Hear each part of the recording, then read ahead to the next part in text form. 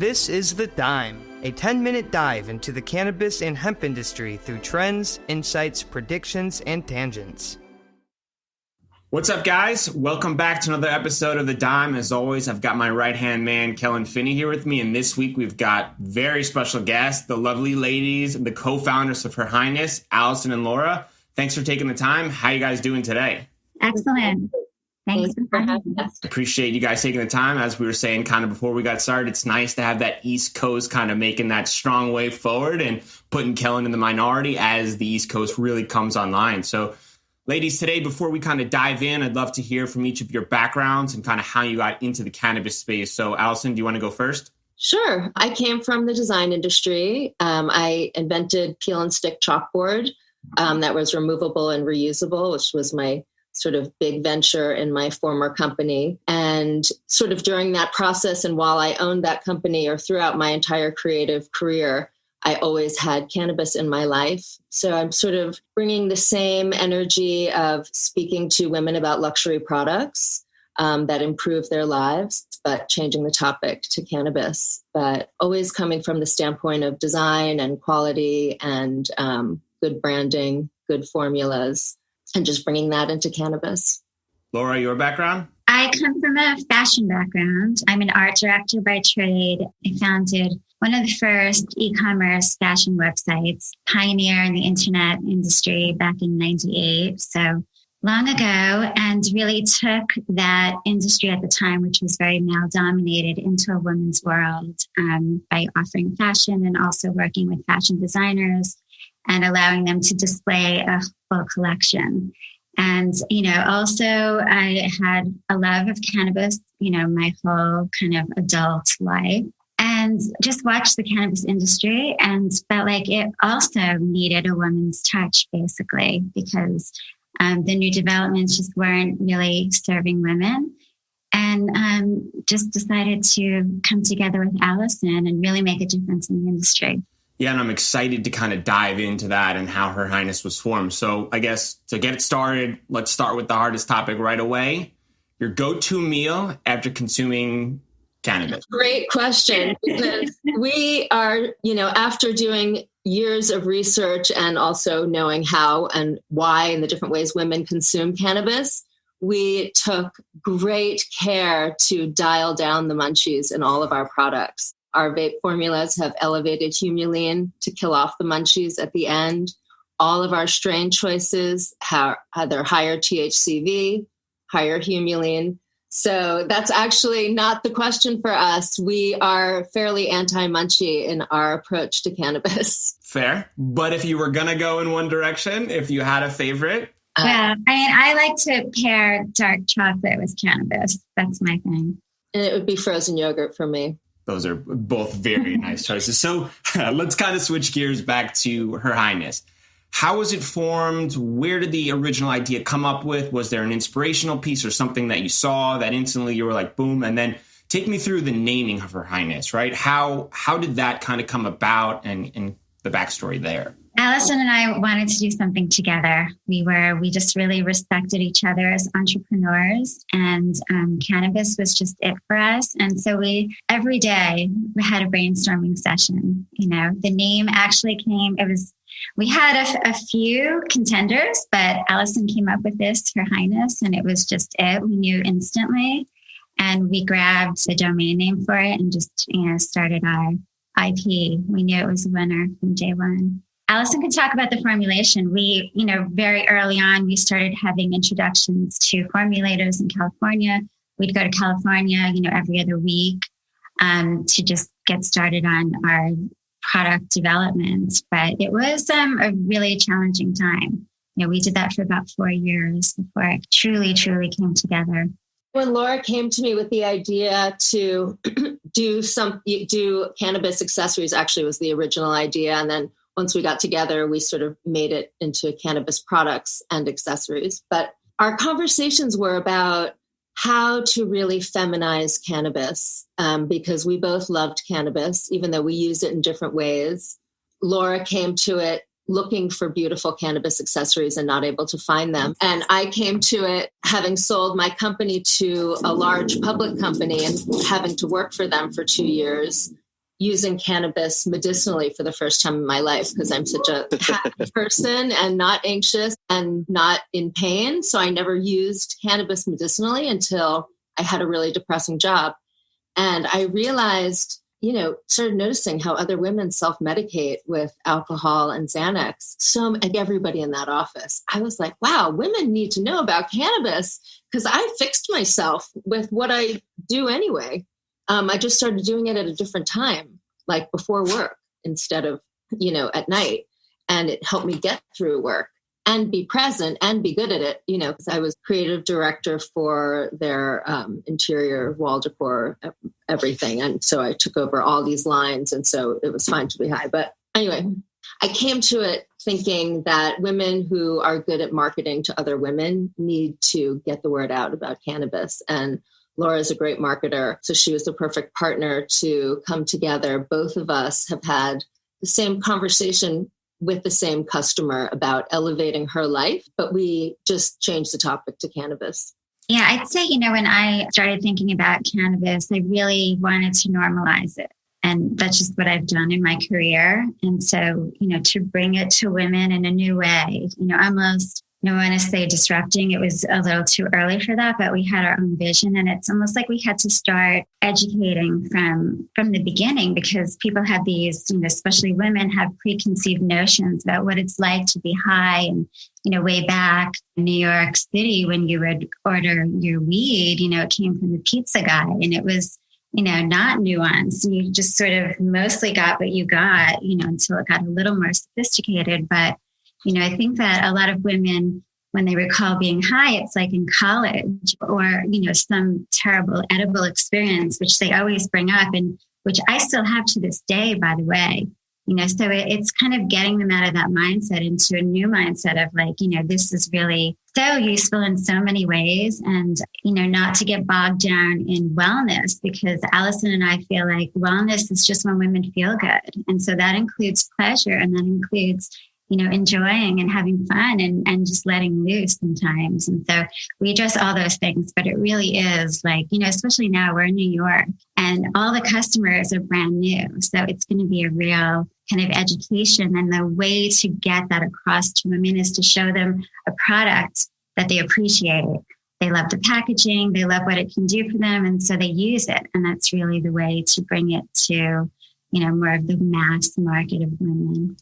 Yeah, Kellan and I 100% agree. From an educational standpoint, that's a huge direction. And I think one of the things that your brand does better than most is that you gravitate really, really strongly to your target customers. So those women that are fighting those stigmas, that are unsure, is this something that I can do and then go work out or be that do-it-all mom? You see that product and you're like, maybe I'll give it a second look. And then you try it and then you're instantly kind of, your stigma is kind of changed, right? And then you understand that this is different than like in college or the pizza guy. There's a different style that goes into it. So I want to kind of revisit what you said before, Allison, about the THCV. Is that a critical component in the products? Can you kind of share what that is for our listeners who are a little unfamiliar with that? Let's talk about Anchor. If you haven't heard about Anchor, it's the easiest way to make a podcast. Let me explain. It's free. That's right. No more excuses. Get your lazy ass off the couch. Go start a podcast. There's the creation tool that allows you to record and edit your podcast right from your phone or computer. Once again, no more excuses. Anchor will distribute your podcast for you so it can be heard on Spotify, Apple Podcasts, and many more. Could it be easier? Even better, you can make money from your podcast with no minimum listenership. That's right. They're paying us for this ad. Thank you very much, Anchor. Download the free Anchor app or go to anchor.fm to get started now. Well, THCV, like you find it in Durban poison, there are certain strains that have higher concentrations of it. And actually, it's a little different than Delta-9 in that in higher concentrations, it's sort of trippier. So it doesn't really work to isolate it and elevate it because it's a different experience. But in small concentrations, in certain strains, it does sort of change I would say like it's sort of the soul of the high, like it changes it but it kills off the munchies. And there's plenty of research on it, and now new research that might even be a treatment for diabetes. And, people who use cannabis regularly have a lower BMI than the rest of the population. And that's curious because cannabis causes the munchies. But what it does is it makes our bodies more efficient. And if we can target the aspects of cannabis that make our bodies more efficient, we have a product that is so much more appealing for women. Like, not only can you take your pleasure with, I think, a better buzz than what wine can deliver, but it can make you thinner, healthier, make your body work better. Like, if we can harness that message, we can break the stigma. And, with breaking the stigma of cannabis, breaking the stigma of female pleasure, which is what we do with our orgasm oil, which is really targeted to get that conversation out. Let's talk about orgasms and make them better. And it's the same with cannabis. Let's make our life better, more joy, more feeling good. I find with alcohol, if you drink alcohol at night, it's really hard to get up early and work out. And that is a bad cycle for women. We feel better when we work out. So if your relaxed time is killing off your workout time the next day, like, we can change that and fix that if we can get that message out. Yeah, it's perfectly well said. From a science side, Kellan, THCV obviously is one area that you and I both are very interested in exploring. Is there information there that you've seen that kind of aligns with, your perspective? I think Allison kind of said it perfectly. And I also am really impressed with kind of referencing a lot of these molecules. And I'm really curious to understand, like, how long was that journey in terms of not only have you guys put in insane amount of time to the brand, but it sounds like it's been a giant research project as well in terms of understanding all these different molecules that go into the experience of using cannabis. I mean, you mentioned humulene. What has that educational journey been like in terms of also becoming kind of a pseudo chemist, if you will?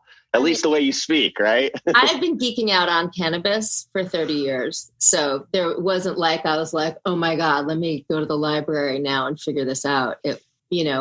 It's in my personality to find something I like and then make it better and better and better and keep reinventing it till I feel like I have the ultimate whatever.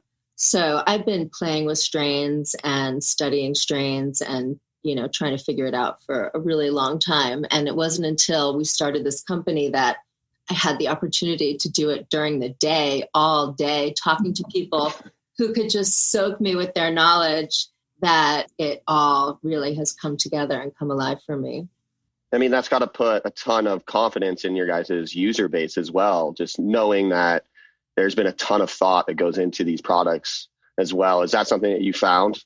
Yeah, like, you can see our thought in the product. Like, I don't know if you can see, like, the crutch on our joint is 40 millimeters. So when you light it, you don't melt your eyelashes and your gel manicure. And, when I say, like, all women who love pot know the smell of burnt hair and weed, and everyone's like, oh my God, totally.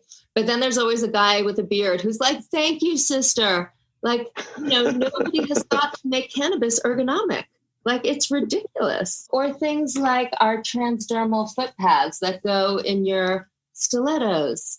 Like, transdermals have existed in cannabis for a long time, but nobody thought that women's shoes need transdermals, but they do, because in tight jeans and heels, you feel better. And that is wellness. But walking around in high heels, you don't feel better. Yeah. And the fact that cannabis has a cure for it and nobody made it before we came along is rude. But thank goodness, we're here to really bring a feminine touch, to this space that's been so male dominated in its design, even though women love pot. But men who are picking the crutch for whatever cone everybody gets is not thinking about long hair, eyelashes, or nails. Yeah, I think that attention to detail is really what separates your brand from some of the others, because that's not an aspect I even considered. And I shared that quote with my sister, and her first reaction was, oh my God, I almost burnt my eyelashes off yesterday. And I was like, what? I was like, I didn't even know that was a common thing. And then she shared, well, what about my nail polish? I can't even get white nail polish anymore. And I was like, I didn't even realize that these things existed. And I think, you're shedding light on a really, really massive user base that understands exactly what they're going through and is providing a solution plus an experience with the strong packaging. It seems like you've got the total package and you're communicating really, really strongly with your user base. So let's talk about where we're located in the United States. Is this something that's just New York? Are we looking for globally? Where are we right now, and where we plan to go in the near future? We plan to take over the world. Yeah. World domination. Amen. We've been focusing on the States a lot. We launched originally in California, and then we decided to do licensing deals throughout the country. So we're in Nevada with a special focus on Vegas because our market is there. And we can't wait to go there. We haven't been there during the pandemic, so it's time. And then we recently launched in Massachusetts, which was our first East Coast launch for THC. We launched, first of all, in record time because our partner Tilt Holdings wanted us to launch during International Women's Week. And the 20 stores that we launched in all sold out. Like we've been doing, it's just been such an amazing welcome. We didn't expect it at all. You know, we expected more of an on-ramp and it just immediately spoke to that customer. And we are based in New York, so we are so excited for New York's legalization. But we do have our CBD line, which is national, available on our website. And just recently, we've been getting a lot of interest internationally. So we're definitely on our way to be this household brand for women in cannabis, which is our, top goal. Yeah, we're going to make an announcement of a new state, hopefully next week, which we're very excited about. But we also are in contract for Ohio and Pennsylvania and in discussions with 6 other states and Mexico. So by the end of the year, we hope to be in 10 states or more. That's and awesome. Canada. That's really exciting. So let's talk the future roadmap. Obviously, we've kind of studied your website, and Kellan and I are a little sad that none of those products really speak to us directly, and kind of wish maybe in the future we could kind of find something, but we can talk about that offline. So what's the next steps? What other products can, your fans and your loyalists kind of expect from Her Highness in the future? Guys, I want to talk to you today about one of our new partners, CESC. CESC is a nonprofit organization providing a compelling and complementary alternative. They represent the ability to harness a flexible, collaborative approach to scientific advancements. They are comprised of leading doctors and researchers in the cannabis and cannabinoid science space for almost a decade. Their act first, talk later operating principle has now led to a successful series of disruptive innovations in the cannabis science space. They need your help now. Join them, collaborate with them, or support them. Go to thecesc.org to get involved now. Together, we can change the world. We have a bunch of new products coming out. We're super excited about our cat walkers, which is sort of our answer to the dog walkers. They come in this little box, but it's with our long crutch, so you can smoke the whole thing. Usually with a dog walker, it's 2 puffs and a roach, and you end up flicking half of it, and it's small anyway. So this is our solution to that, and it comes with our Marry Me ring. So you can put your ring on and smoke your little joint. And that's just fun. It's like women love a gift with purchase. Like, we're coming out with more of our gift boxes. This is our Get Lit kit. Because, we want to make it a gift. We want to make cannabis the gift you bring your friends. We also are working on some cocktail gummies in Vegas. And we're working on diamonds, which we're really excited about. We have an amazing product. What would be diamonds? Can you just kind of shed light on that? So diamonds are a concentrate. It's not an on-ramp product. You can dab them. I think would be the most common, comfortable way. Drop a little volcano or, I think there are a couple different ways to do it, but dabbing is probably the most common, user-friendly. And really the exotics are sort of a more curated experience for people who are taking in the whole experience of the plant. It's a little stronger. Also could be used medicinally, which is another reason why we want to come out with them, so we have a better product for the medical-only states. But we're really excited about that because our line really spans women from the on-ramper, which like we have our 2.5 milligram mints, which if you don't know your dose or you're too scared to try it, here's where you can start, to women who want no high and just want the benefits of cannabis in our orgasm oil, which, there's a market for that, to women who are looking for exotics, diamonds. So we're really trying to target all women through our collection. but also through our social equity piece, which is our partnership with the Last Prisoner Project, where 50% of the proceeds of this product goes to women who are in prison for nonviolent cannabis crime. So yeah, what we have coming out in the future is just more, we're a lifestyle brand. We're not anything in particular brand. Everything that we do is targeted to either solve a cannabis problem for women or delight women through cannabis in a new way. So another category that we're expanding on is we're planning to launch a beverage in several states, and feel like that's a great way for women. It's very discreet and a great way to consume cannabis, and also some hard candy options too. Really exciting verticals to definitely operate in. I got a couple questions before we wrap. Biggest misconception since you entered the cannabis space? Well, if anyone thinks it's easy, that's a big misconception. Everything is harder in cannabis. I would say just that everyone's a stoner, because that's not true. And there's, as the industry evolves, I'm so happy to see people coming in from all different industries and having something to offer this industry, because it really has ways to go in many different facets of the industry. So, whether it's retailers and, help with buying and, all the parts of the supply chain that we feel like is kind of in the dark ages sometimes are really starting to come together. And so I think that, a lot of new people are entering, and happy about that. Well said. Before we wrap, we've got 2 questions we ask all of our guests before we do the prediction. If you could sum up your experience into one lesson learned or takeaway to pass on to the next generation, what would that be? I don't know. I think the overriding thing is that, cannabis is not just to get you high. I think that's so important to understand, and it's medicinal, and there's just so many ways that it can be helpful. And that's huge. I would say in cannabis, maybe even more than in other industries, because of what it is, you have to be authentic in your messaging all the time, even when you get pushback. Like when we launched in California and we don't have craft boxes and we have gold packaging and we're so New York, and they were like, what? We couldn't change it to fit in. Like we had to be authentic. Otherwise our message would get muddy, and it really worked. And I don't think we would have made it if we went in that way. And keeping our message authentic. And even when interviewers say, like, don't you think you're missing half the market by only focusing on women?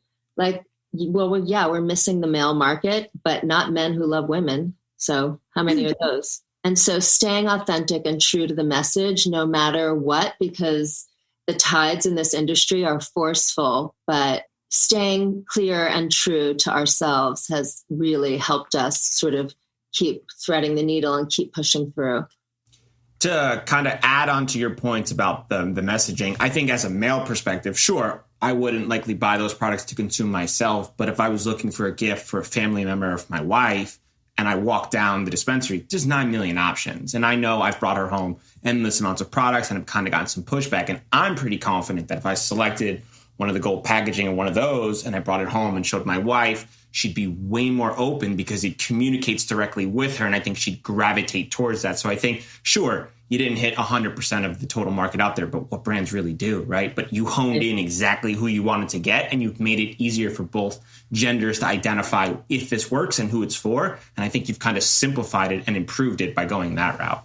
Thank you. That sort of differentiates us, because a lot of people in the market make whatever they make and then they look for a customer. But we identified our customer and then made everything for her from the inside out, from start to finish.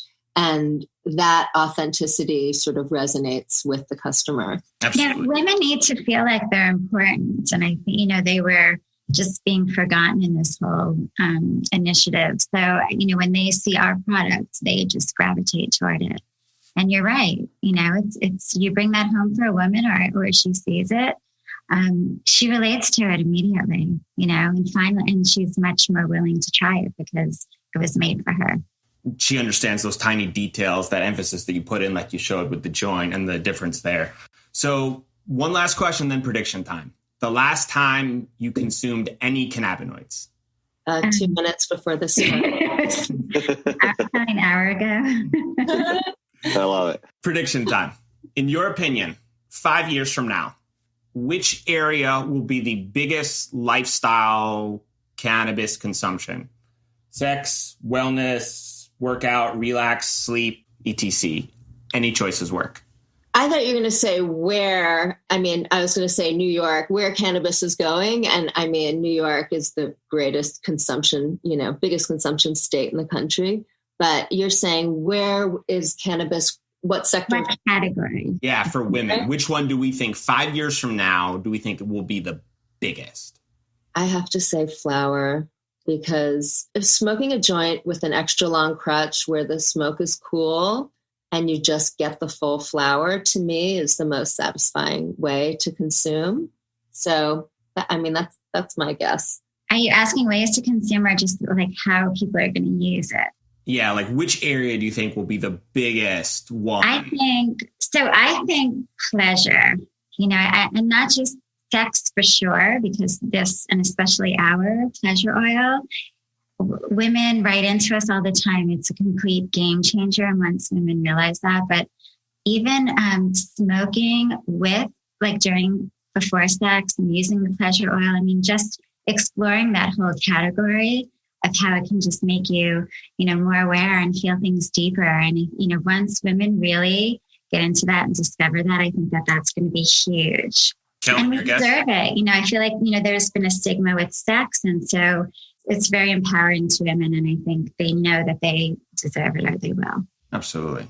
Kellan, your guess? I'm going to go with Allison. I think flower is here to stay. It's been the main kind of category prior to legalization. And I think that it's really, really hard to recreate what nature has already spent so much time kind of perfecting, right? In terms of that balance of all those different molecules and how they interact with your endocannabinoid system. So I would have to say that flower. And then I do agree that the sex and pleasure is probably one of the larger, most underrated product categories. I do think that there's a ton of growth there.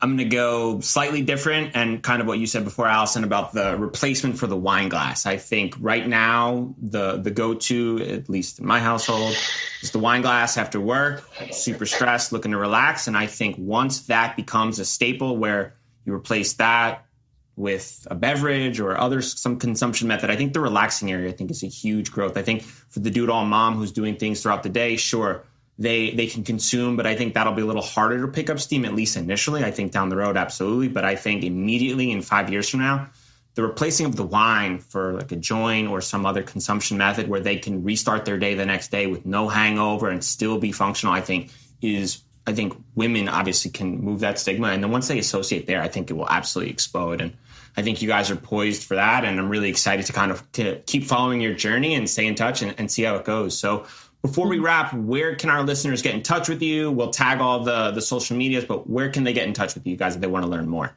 Our website is herhighness.com. And then our social media tags are at Her Highness NYC on all social media. Awesome. We'll link all those up in the show notes. We appreciate you guys taking the time. Look forward to seeing you soon. Thank you so much. Thanks, ladies. Thank you. So much fun.